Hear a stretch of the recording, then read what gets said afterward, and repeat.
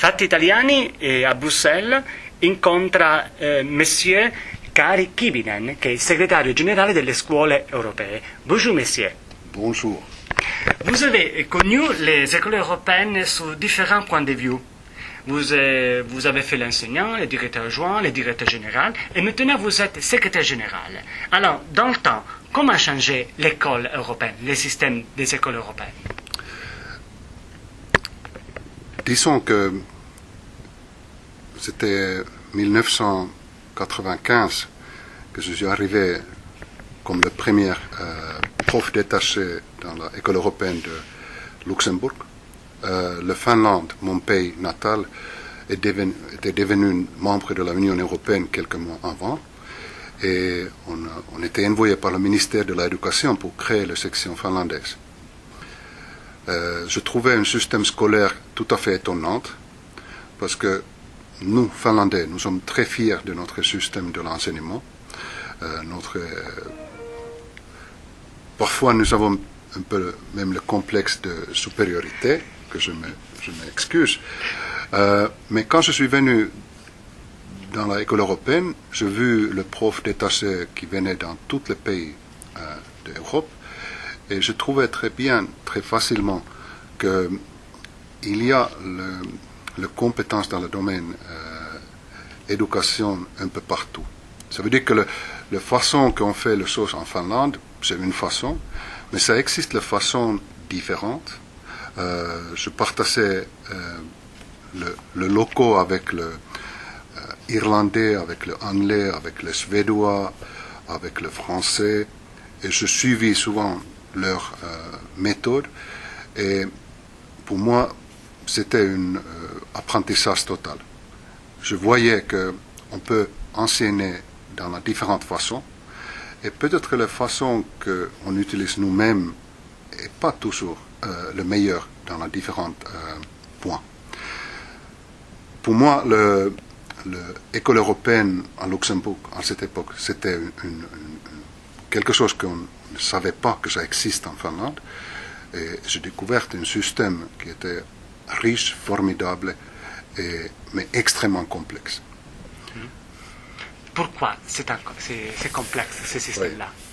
Je viens de la petite village en Hämeenlinna, Finlande, où on n'a presque pas vu les étrangers quand j'étais jeune.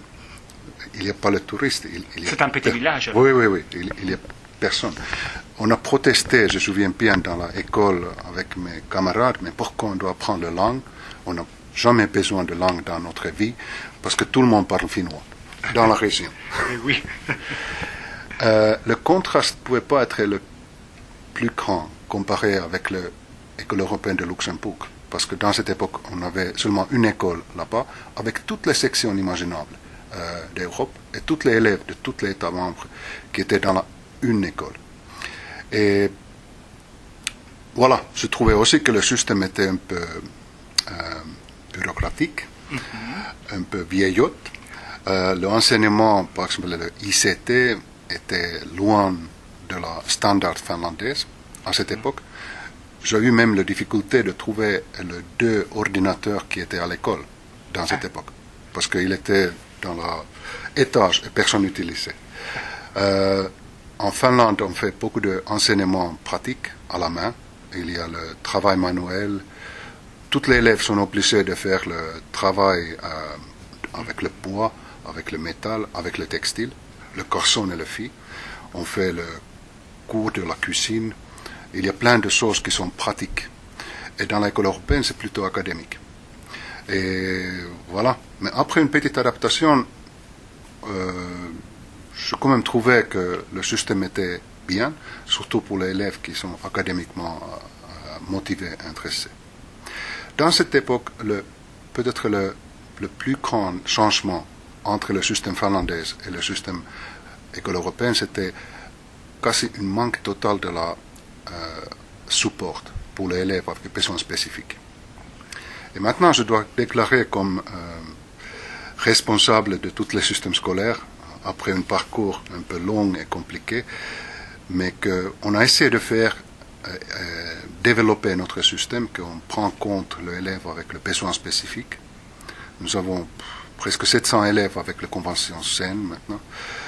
On a essayé de aussi moderniser le sur-la-pouce dans chaque matière, que pour notre élève, l'utilisation de l'informatique, c'est pas inconnu, et qu'on essaie de aussi développer et réformer notre école, l'évaluation de l'élève, le sur-la-pouce, le carnet scolaire.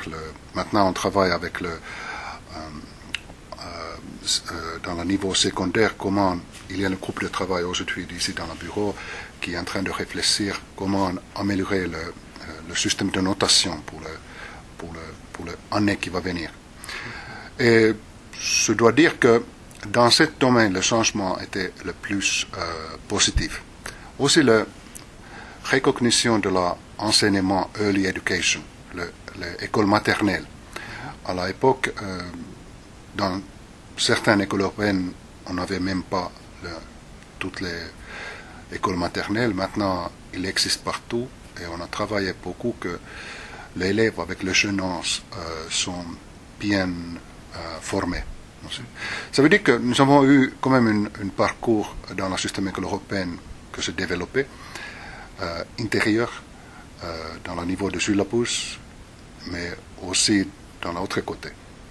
Quel est le plus grand changement, dans mon point de vue? C'est que, à l'époque, l'école européenne, quand je suis venu dans le système, c'était encore fermé. Très fermé, plutôt pour les régions qui avaient une institution européenne. En 2005, suite à la demande de la Parlement européen, notre Conseil supérieur a radicalement changé ça. Et maintenant, on crée l'école européenne à créer un peu partout. Il y a actuellement 11 nouvelles écoles à créer et on travaille maintenant, par exemple, vous venez de l'Italie, il y a un projet de créer une école à créer à Brindisi. Brindisi, oui. Puglia. Oui. Déjà, notre Conseil supérieur a approuvé le dossier intérêt général et maintenant, dans la prochaine réunion de la Conseil supérieur, on va traiter leur dossier de la conformité.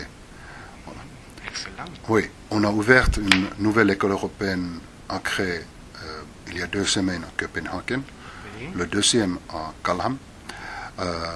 Et voilà, ça développe. Il y a 20 de projets avec les villes et les régions en Europe qui veulent avoir une école européenne dans leur territoire. C'est magnifique ça.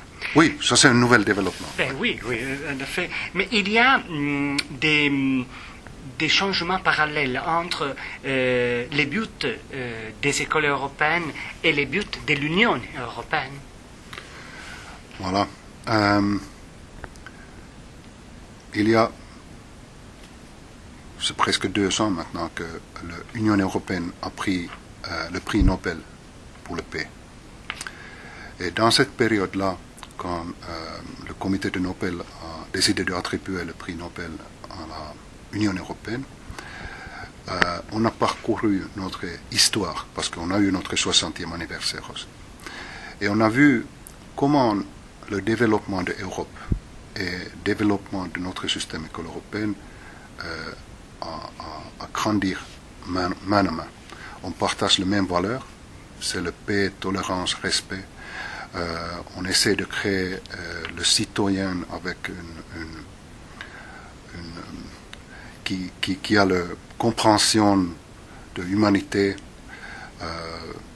Et c'est Jean Monnet, un de les pères fondateurs de la système Union européenne, qui a dit que la meilleure façon d'éduquer la future génération de la jeune pour l'Europe unie, c'est d'organiser un enseignement multiculturel et multilinguistique. Et je pense que le système école européen, dans le but le plus sérieux, c'est promotion de la paix,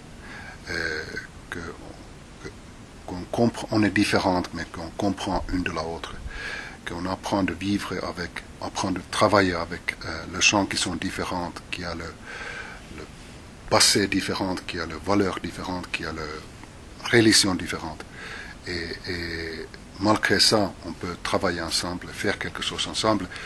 c'est ça qu'on fait chaque jour dans notre système. Mais oui, les différences peuvent être une valeur Oui, très oui. forte. Oui, oui. Et pratiquement, il y a quelques influences de la politique européenne dans les parcours des étudiants des écoles européennes. Oui. Bien sûr, je dois quand même distinguer certaines choses. Nous avons cette magnifique Union européenne. Oui. On peut aller en Italie utilisant l'euro. On a la même monnaie presque un peu partout, mais pas quand même dans tous les pays. Il n'y a pas de frontières, il n'y a pas ça veut dire qu'on peut aller à travailler où on veut, on peut faire plein de choses. Il y a l'harmonisation et la standardisation de la différentes choses. Mais il y a une chose que le politicien a laissé pour l'autorité nationale, et c'est l'enseignement. L'Union européenne n'a pas de compétences sur l'enseignement. Chaque État membre a sa responsabilité, mais aussi le droit d'organiser le système scolaire comme il veut.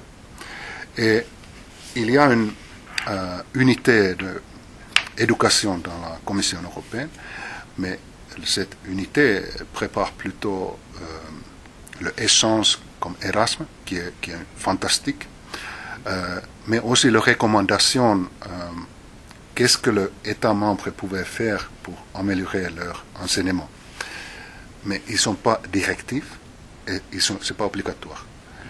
Et c'est à cause de ça que dans l'Europe, maintenant, presque chaque pays a son propre système par exemple, de comment il donne le note pour l'élève. Il n'y a pas de harmonisation. Chaque système a sa particularité et presque chaque État est fier de leur particularité. Et dans ce contexte, école européenne, nous avons quand même un rôle important qu'on doit écouter avec une certaine sensibilité tous le projet européen que la Commission européenne propose pour le système scolaire. Par exemple, il y a une proposition de 2002, c'est dans le pacte de Barcelone, que chaque système doit essayer de donner les compétences pour l'élève au moins pour la langue maternelle et 2 langues étrangères. Et c'est ça qu'on essaie de faire. Mais il y a beaucoup de pays qui ne font pas ça. Mais chez nous, c'est quelque chose c'est à cause de ça qu'on a la langue 3 et on a même langue 4. Et on travaille avec... Même la langue 5, parfois. Oui, mais c'est accessoire. Aussi, quand l'Union européenne, dans la dernière planning jusqu'à le 2020, a proposé que États membres on doit travailler sérieusement pour diminuer le nombre de dropouts, diminuer les élèves qui redoublent. On a travaillé assez sérieusement pour, dans cet intérieur de nous, comment on pouvait éviter que les élèves doivent quitter le système école européen.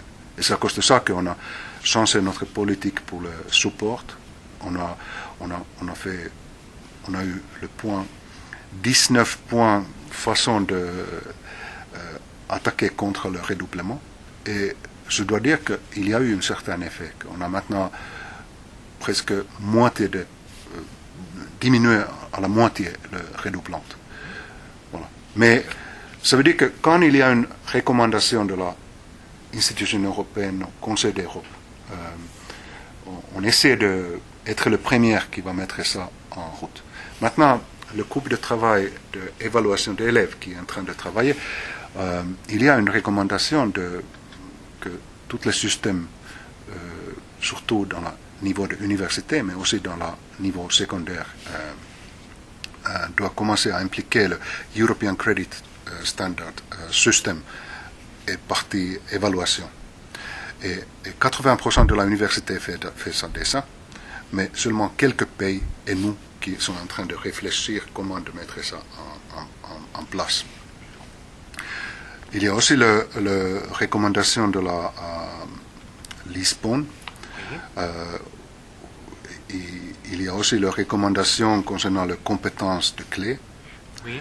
Et on a eu plusieurs groupes de travail qui sont réfléchis comment on pouvait introduire dans notre syllabus les recommandations, par exemple les compétences sociales, les compétences informatiques, etc., qui ne sont pas nécessairement visibles quand on regarde le syllabus. En général, oui. Oui. Et en effet, vous avez parlé de Lisbonne et je voudrais souligner un aspect du document officiel de Lisbonne 2000 quand on parle de la formation et de l'éducation tout au long de la vie. Oui. Donc une formation qui regarde à l'avenir.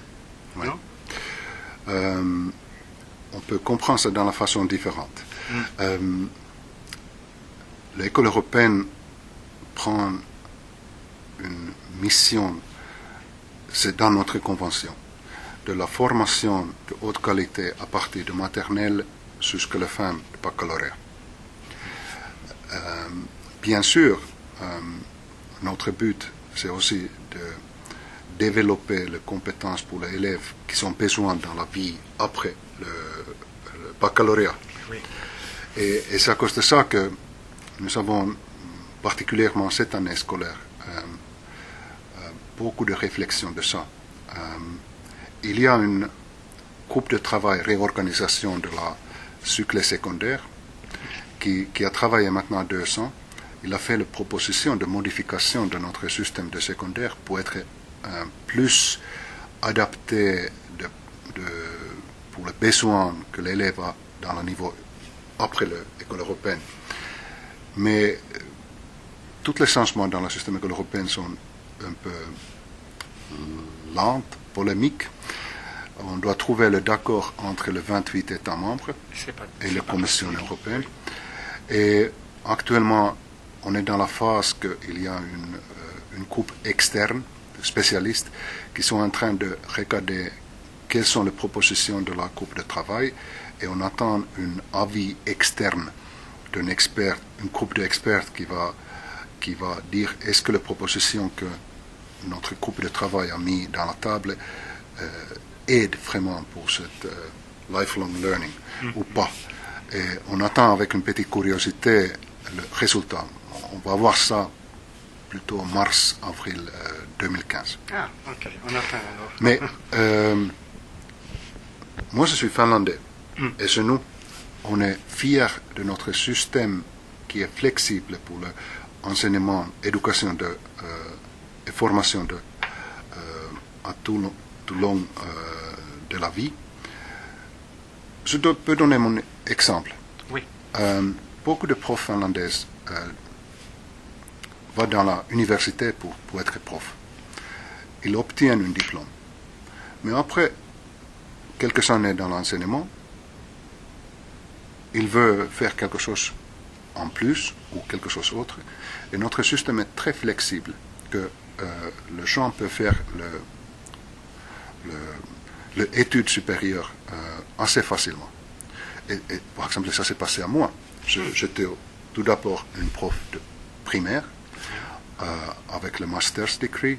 Après, je voulais apprendre quelque chose d'autre et je me spécialisais pour être le prof de la ICT. Mais c'était il y a très longtemps. Après, je voulais être le prof de langue finnoise et littérature. Et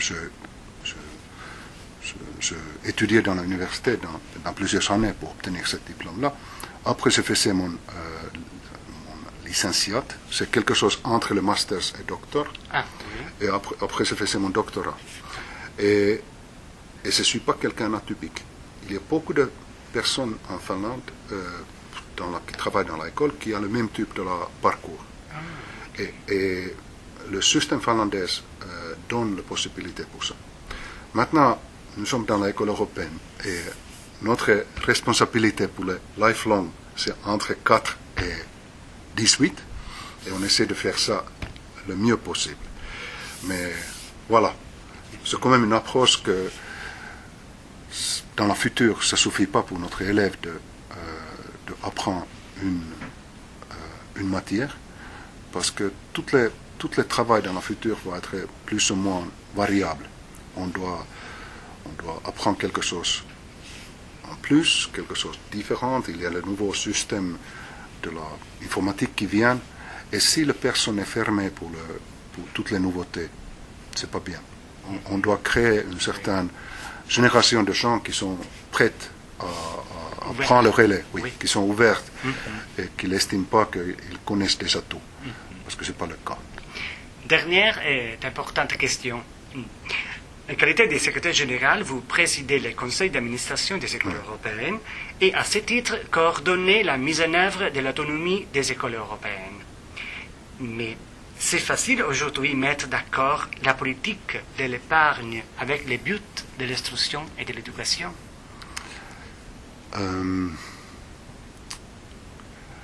Quand il y a une crise économique, c'est l'enseignement, quasi à tous les États, qui est le premier où l'État coupe les ressources. Et malheureusement, c'est valable aussi pour le système école européen. Maintenant, nous avons eu la crise économique qui dure vraiment un peu trop longtemps. Et nous avons été obligés, et pas avec un cœur léger, de couper notre salaire, de détacher, couper le salaire pour le chargé de cours, créer de nouvelles règles pour l'organisation de groupes, d'avoir plus d'élèves dans la groupe, diminuer les options. Et tout ça, c'est profondément triste. Mais on doit tout d'abord battre pour avoir tous les financements possibles, mais deuxièmement, on doit vivre avec ce que nous avons. Et le système de l'école européenne est dans la réflexion avec la situation nationale. Si dans l'État membre, la même chose passe dans la scolarité, on est obligé de faire la même chose chez nous. Maintenant, l'autonomie de l'école. En 2009, le Conseil supérieur de l'école européenne a décidé de donner plus d'autonomie pour l'école. Et l'idée, dans cette époque, qui était encore l'époque plutôt dorée, c'était que chaque école connaît mieux leurs besoins, chaque école connaît mieux comment ils pouvaient utiliser l'argent disponible pour servir mieux leur population. Et c'est à cause de ça que si tout est dirigé par la Bruxelles, ça ne va pas être efficace. Dans la réalité, qu'est-ce que s'est passé? C'est que, oui, l'école a eu l'autonomie, mais au lieu d'avoir une possibilité d'utiliser le surplus qu'il épargne pour faire quelque chose d'extraordinaire et magnifique, ça s'est tourné dans cette crise économique, l'autonomie, comment débrouiller mieux avec l'argent insuffisant disponible. Et ça, ce n'était pas le but de l'autonomie, mais malheureusement, le timing est passé dans cette façon-là, et que souvent, l'école trouve que l'autonomie, c'est pas bon, parce que, voilà, malheureusement, ça s'était utilisé souvent contre l'intérêt de l'école, au lieu de pour l'intérêt de l'école. Mais dans le fond, si on compare n'importe quoi quelle école européenne, vous venez de l'école européenne de Bruxelles 3, oui. Si on compare les 4 écoles européennes de Bruxelles, ils sont tous différents. Ils ont organisé leur horaire, leur structure, leur journée, leur façon de créer certaines choses complètement dans la façon différente. Et ça montre qu'il y a quand même un certain niveau d'autonomie qui est disponible. Et le plus loin qu'on va dans la Bruxelles, le moins on voit l'influence de la bureau. C'est bizarre. Non, mais je ose dire que comparé avec l'autonomie dans le système national, l'école européenne où il y a un directeur, il y a un management qui a un budget. S'ils suivent les règles de la conseil supérieur, il y a quand même beaucoup d'autonomie dans la pratique.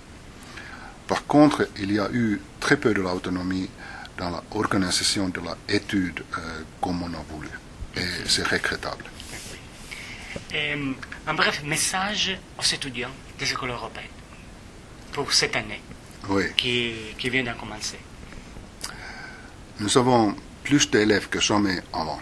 On a presque 30 000 élèves cette année qui suivent l'enseignement européen. Je parcouru différentes écoles même au début de cette année scolaire et j'ai vu que nos élèves sont quand même privilégiés. Je parle maintenant pas d'une école d'élite, mais je parle de la possibilité d'être scolarisé dans un environnement multilinguistique, multiculturel, avec les profs qui sont excellents, avec la possibilité d'avoir le bac européen.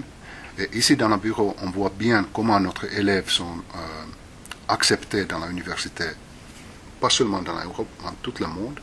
Et je ne peux pas dire autre chose qu'encourager les élèves d'aller jusqu'au bout, jusqu'au bac, parce qu'avec le bac européen, le monde est ouvert. Il y a énormément de possibilités que notre élève peut faire après.